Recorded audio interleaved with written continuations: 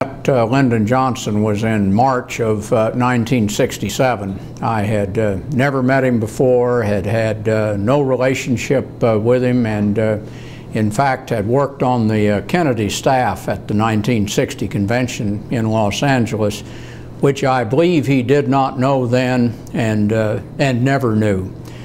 In any event, I was asked to come see him at noon on a Saturday, and I was so critical to his schedule that I was finally ushered into the Oval Office at about 7:30 in the evening after having consumed 2 meals and 1 LBJ biography during the afternoon. To say that I was intimidated would put it mildly. I remember being extremely tongue-tied, and it seemed to me that that we talked about little or nothing for about 30 minutes, and then suddenly he leaned forward and said, "Now here's what I want you to do." And I guess that was my job offer.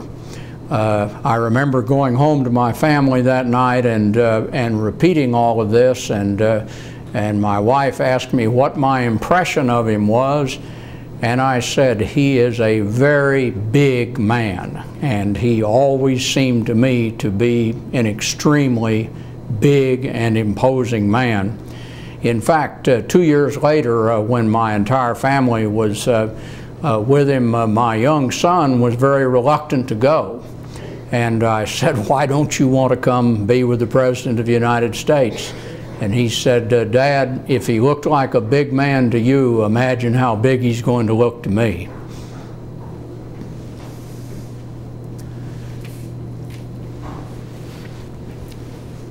Okay.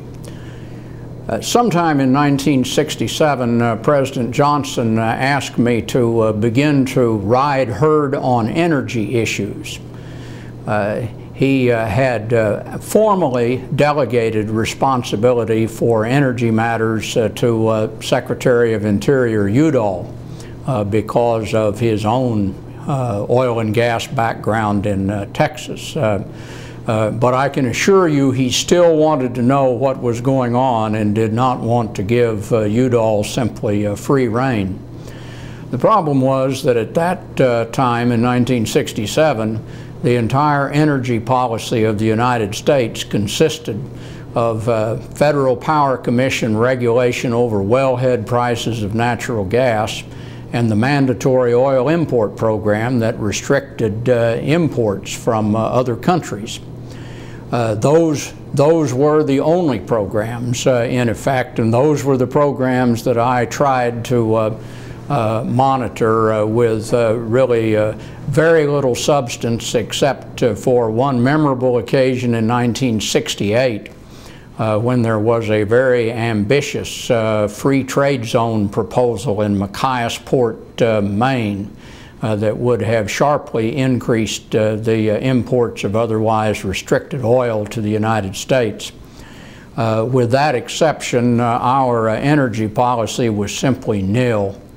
And as I look back on the 70s and 80s and 90s, when energy was one of the domestic policies that was either very important to or simply dominated the administration of one or more of the presidents, President Carter, I think, in particular, I realized then how far behind the curve we were on what was to be this very important public policy matter.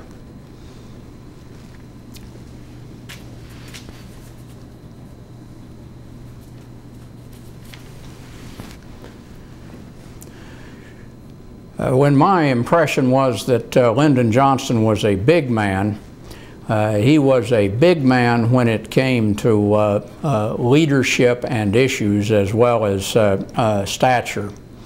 While most of the civil rights legislation had been passed before I came to the White House, I was always impressed with the fact that he emerged from this web of close friendships with the powerful Southern senators to become the leading exponent of civil rights in the 20th century. I think there is no question that he is the father of the fabric of our society that accommodates people of all races. And the interesting thing is that he knew the political consequences of what he was going to do, because he said in many meetings throughout his term that the passage of that legislation ceded to the Republican Party the former Solid South for at least a generation. And of course that proved to be very true.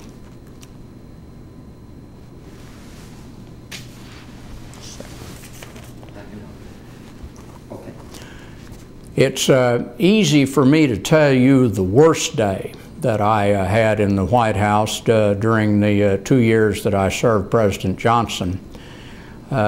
We had drafted legislation that provided Secret Service protection to presidential candidates because the movement of candidates during the caucuses and primaries had become such a big thing that it seemed important that there be that kind of protection, and many of the candidates received death threats after the announcement of their candidacy.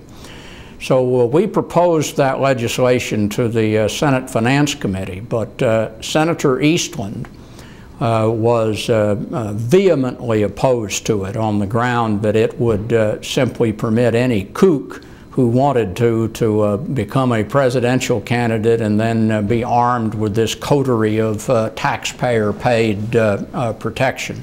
So the bill went nowhere. In June of 1968, I remember very well at 6 a.m. receiving a call from the President asking me where that bill was that provided Secret Service protection to candidates. I told him that it was in my office, and he said, well, you get your tail down here and bring it to me in the living quarters. So I didn't know what was up. Couldn't imagine why he would want this at 6 a.m. in the morning, and just as I was leaving the house to go down there, my then 8-year-old son came running in and said, Dad, Senator Kennedy's been shot.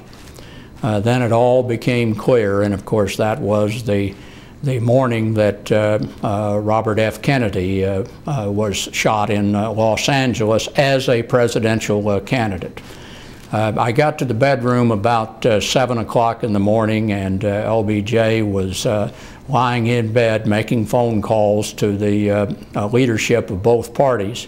And if you ever doubt how quickly the Congress can move when it has a true need to do so, by about 11 o'clock in the morning, that bill had gone up to the Senate and to the House, had been reported out of both committees, and had been passed by both bodies.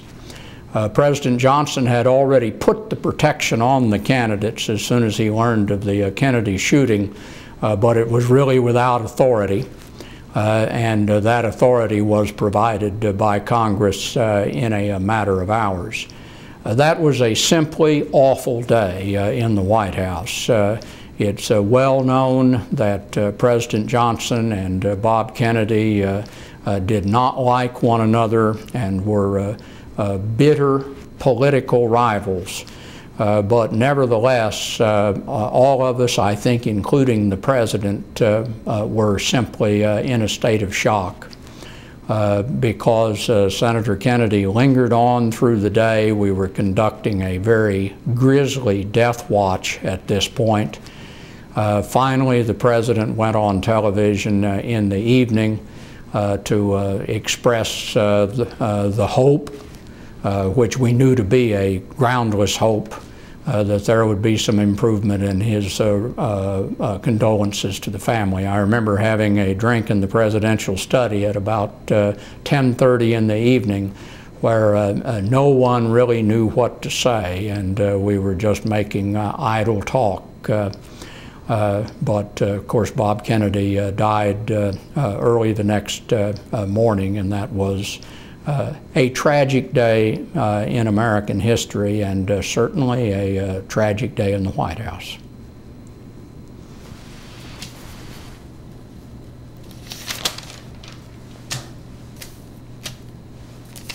Any suggestions, Good. Bob? Excellent. Okay. Sharp and snappy and interesting. At least, yeah, maybe 2 out of 3. Okay. Right?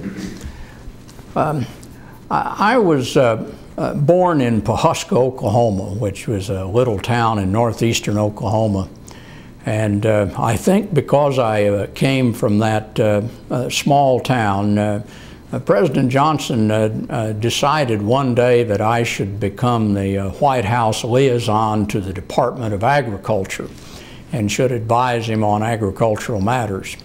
The fact was I had spent probably a total of 2 or 3 hours on a farm in all of my adult life, but I became the ostensible agriculture specialist in the White House.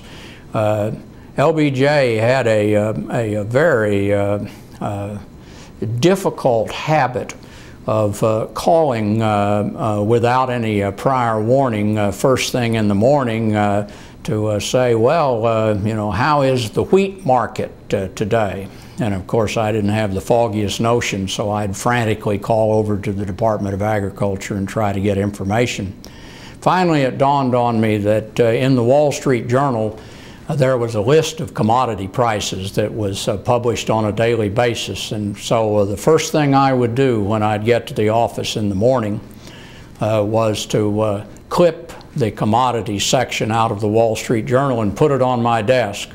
So when that POTUS line rang, I could very casually say, oh, Mr. President, looks like wheat's going for about 130 a hundredweight today, and could quote the price of any of the other crops that were listed in the report.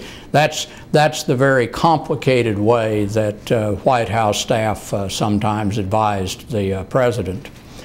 The most interesting time that I had in the role of agricultural advisor was when the President called me one morning and said that Wilbur Mills and other key members of the Agriculture Committee were coming in that afternoon, and that he wanted to call me into the meeting and ask me to report that we were giving serious consideration to a reduction of the price support on rice.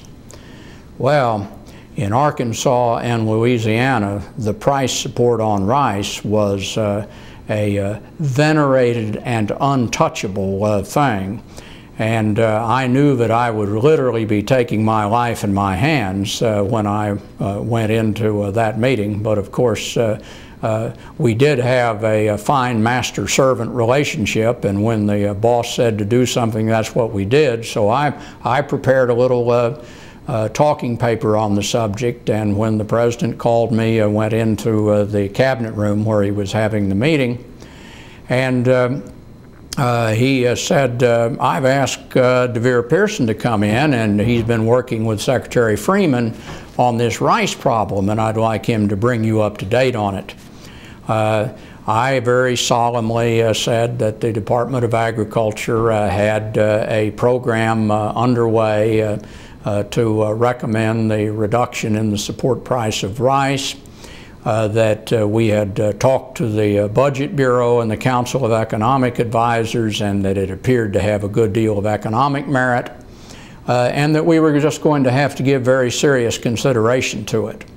Well, it became so icy in the room that we all needed overcoats, and the President thanked me and dismissed me, and I walked out with baleful stares from Wilbur Mills and everyone else in the room.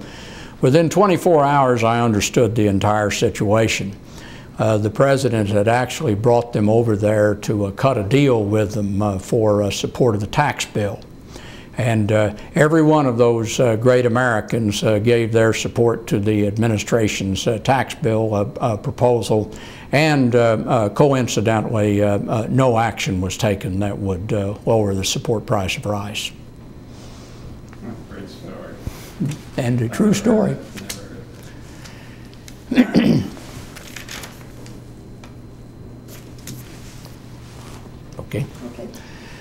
In early 1968, I became involved on the periphery of a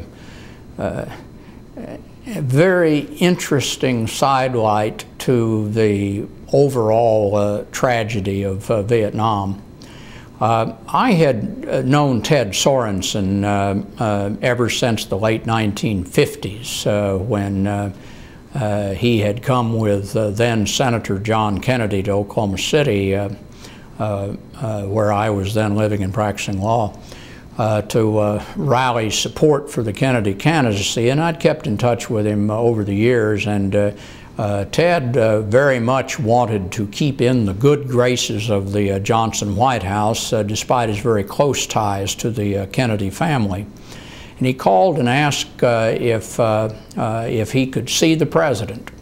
The president agreed to see him, and had about an hour-long meeting where Ted, among other things, pledged his continuing support to the Johnson administration, but also proposed the establishment of a Vietnam Commission, a group of prominent U.S. citizens, not a part of the Johnson administration, who would look at and critique the administration's policy on Vietnam and make such suggestions as they thought were appropriate.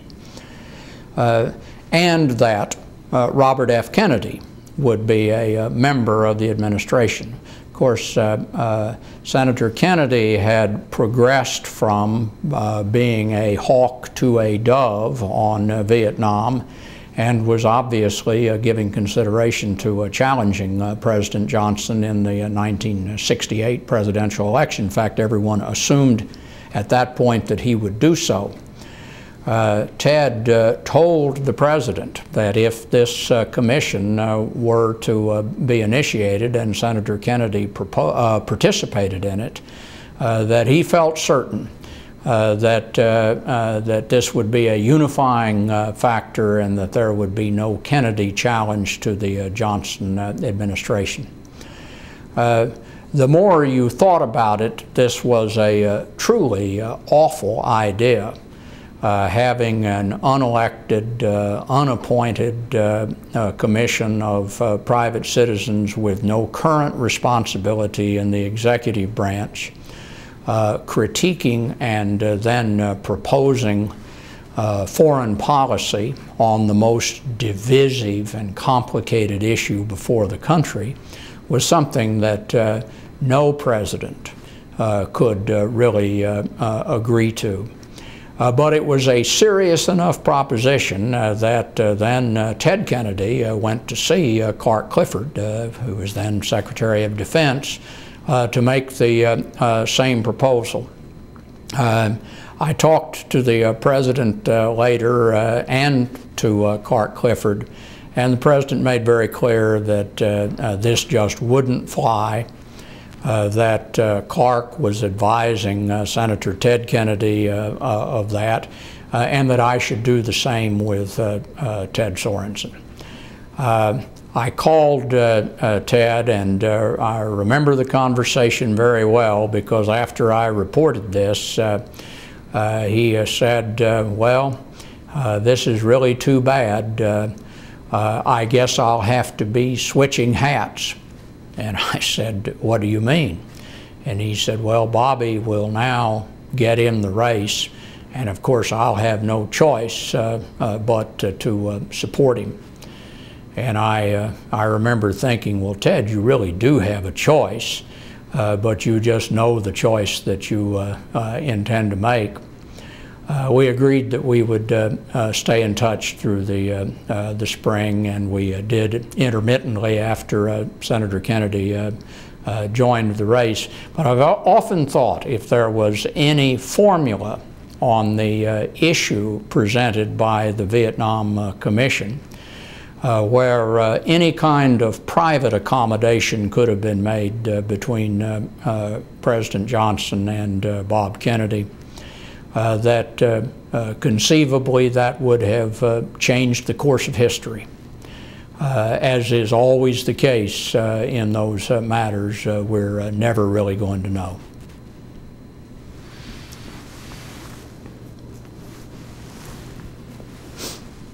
Ready? Ready. LBJ had a reputation of being a very tough taskmaster, and he certainly was. And he could be very brutal to his staff, and like most others, I certainly felt his lash from time to time. If he chewed you out royally in a way that he actually knew you didn't deserve, he would never apologize for it. But he did have many ways of saying that he had been a little tough on you. I remember one day after he had just ripped me up and down on a matter, he called me into a meeting with a group of congressmen the next day and said, I want you to know you're welcome to call me at any time, and if you can't get me, just call DeVier here, because he gives me a lot of good advice, and he can certainly field your call and get to me on it. And I thought, Mr. President, this is really as close to an apology as you're ever going to come. But the one story that I remember and will always carry my affection for President Johnson to the grave as a result of was in December of 1968, when he and we were lame ducks, and all of us were trying to determine what we were going to do next in life. I had an overture from a large California law firm to consider opening a Washington office for him. And I sent a note in to President Johnson and told him that I would like to go to Los Angeles, that I'd only be gone 2 days, but I'd like to go out and have a meeting with them. And as he always did with things that went into him in night reading, he would just check off, and he checked off approved. And off I went to Los Angeles. I was meeting with the board of directors of the firm in their fine paneled conference room when a secretary came in all a twitter and said, Mr. Pearson, the president is on the phone and says he really needs to talk to you right now. Well, the senior partners of this firm said, look, we'll just clear out of this office, and you use it as long as you need, and let us know when you're ready to resume the talk. Well, I was sure that he'd forgotten that I was in Los Angeles and had just called for me. And so I came on the phone, and sure enough, the president was on the line, and I said, Mr. President, I'm not in Washington, I'm in Los Angeles. And he said, oh, I know that. Said, I know that. I remembered you were going out to Los Angeles. And I said, well then, Mr. President, what can I do for you? And he said, oh, I didn't have anything. I just thought the call might be helpful.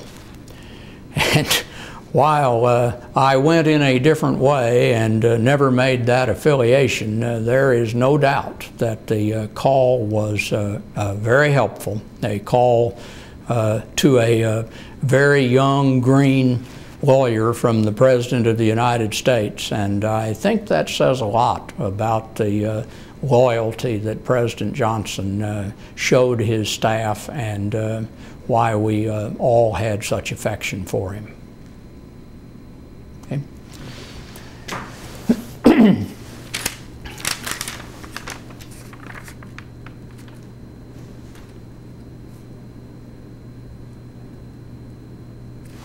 Okay. The night before President Johnson left office, he hosted his senior staff in a very nice dinner in the living quarters. And he held forth at great length about the accomplishments and the frustrations of his presidency, and what everyone would do next. And it was about as mellow a performance as I ever saw from him. He really did seem to be absolutely at peace with the world on the evening of January 19th, 1969. After the dinner broke up, several of us went to Joe Califano's house for a nightcap and a final debriefing. And we all agreed that we had never seen President Johnson as much at peace, and how happy we were that he had reached that state in the last day of his presidency. About 1 a.m. We got a call from the White House switchboard, and the president was calling me. And when I got on the phone, he said, "Have you read the Bulldog edition of the Washington Post?" The early version of the morning edition. I said, "No, Mr. President, I'm still up and I haven't read the Bulldog edition." Well, he was in the living quarters in his bedroom with the Bulldog edition of the Washington Post. And he said, "Well, you just read what those blankety blanks are saying about us on this land taking that Secretary Udall wants me to do." And of course, what that was all about was an exercise of presidential authority under the Antiquities Act to take large parcels of land in Alaska and in the lower 48 states. A very controversial proposal, a good deal of congressional opposition to it. Frankly, Secretary Udall was running way ahead of the president on what he wanted to do on this, and this had been a great source of friction between them in the last couple of weeks of his administration. But he was very upset about it, and he said, "Well, he said, you get over here at 7 o'clock in the morning and we're going to settle this matter." So at 7 a.m. on January 20th, I found myself in the bedroom with the president having laid out on the bed the 8 proclamations that Secretary Udall had proposed. And we talked about the relative merits of each one of the 8. And he finally said, "Well, I'm going to sign this one and this one and this one, but I'm not going to sign this one and this one." And he signed them. And here he was, this man who had been at such great personal peace the night before, was instead working away, trying to sort out what he did and didn't want to leave to the nation on the following morning. And my last vision of him as president was riding down in the elevator with those proclamations in hand to have them sent off to the Federal Register. And as we got to as the elevator door opened on the first floor, he looked at the front door, and President Nixon and his wife were entering the White House for the pre-inaugural ceremonial coffee.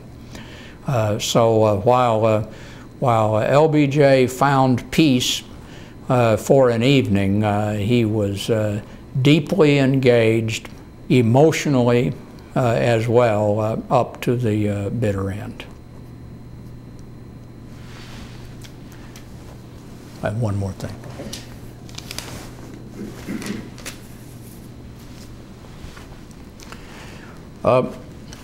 One postscript on the Johnson presidency.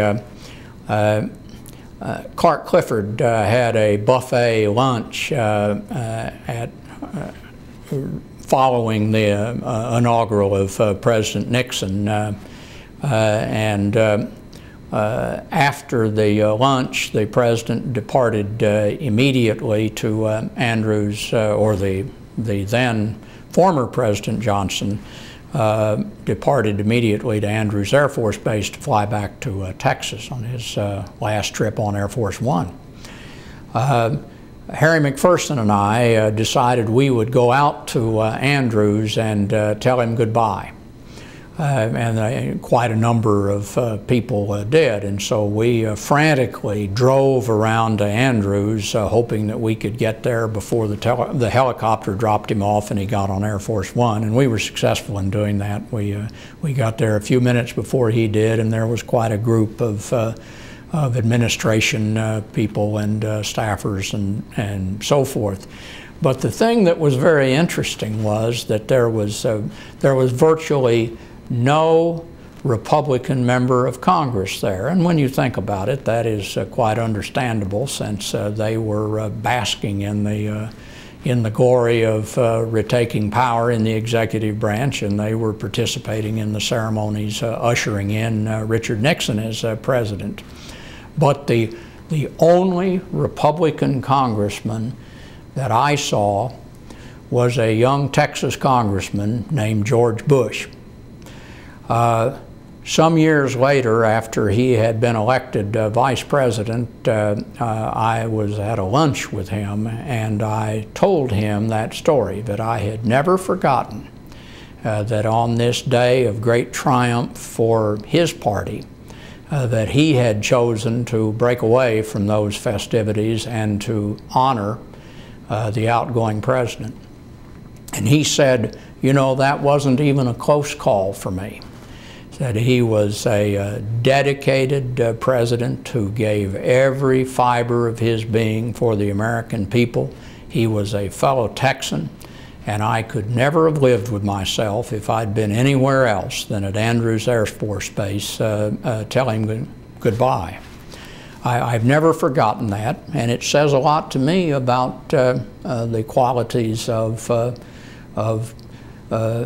President Bush Sr. Now, I didn't see his 12-year-old son, George W., at Andrews Air Force Base, so I don't know whether he was there as well, but I think that is a nice showing of the continuum of American political and presidential history, that someone who was to become president 20 years later, and vice president 12 years later, would put that as his priority at the time that a president was leaving office. Nice story. Nice story. Everybody does it differently. You brought a perspective that nobody else has brought, and everybody brings a different perspective.